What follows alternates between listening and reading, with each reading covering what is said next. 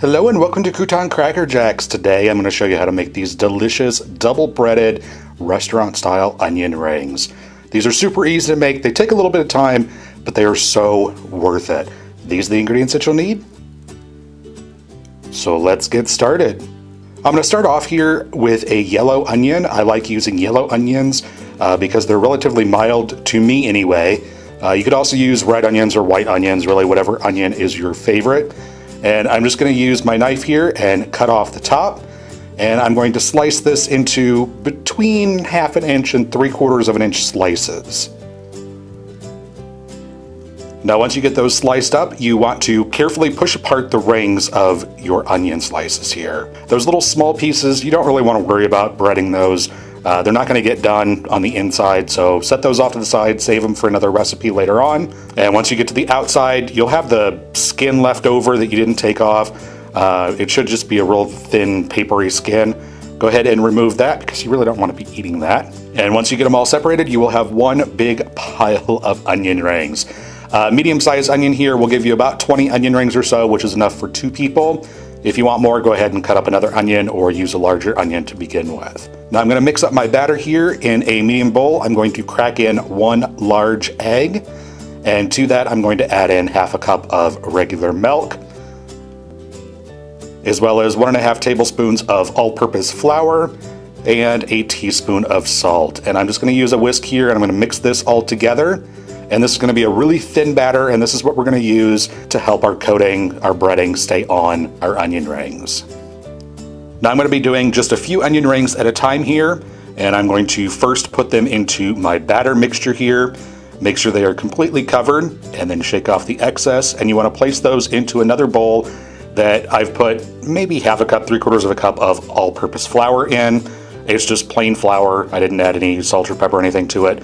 And once you get your onion rings completely coated in the flour, go ahead and shake off the excess flour, place them back into your egg mixture. And I like doing about 4 to 5 onion rings at a time here. It's just easy to do them in little small batches instead of doing them all at one time or doing them one by one. And once they get coated in the egg mixture once again, you want to take them out and let the excess drip off. And then I'm going to put them in a pie plate that I have about 1 cup of unseasoned, just plain breadcrumbs in. Now these breadcrumbs I put in the food processor so they are ultra fine, because I don't like real big breadcrumbs on my onion rings. But you just want to thoroughly coat your onion rings with these breadcrumbs here, and be sure and get on the inside of your rings as well. And you could leave them like this with just 1 coating of breading on them. That's okay. I like to do a double breading, that way you have a nice thick coating on there, and also it completely covers the onion ring. Go ahead and dip it back into that egg mixture, and then back again into your breadcrumbs. And when you get those done, go ahead and put them onto a wire rack, and you want to let your onion rings sit here and dry for a good 20 to 30 minutes before you fry them.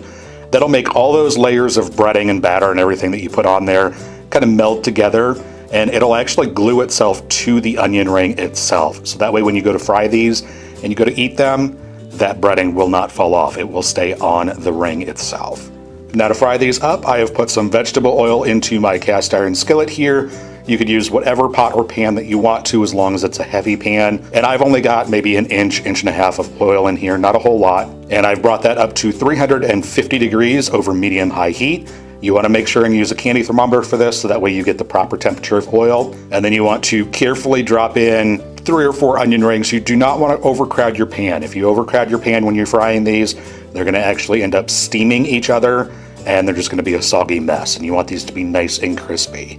And once they are nice and golden brown, you can go ahead and remove them off to a paper towel to drain completely. And then you can go ahead and continue frying up the rest of your onion rings.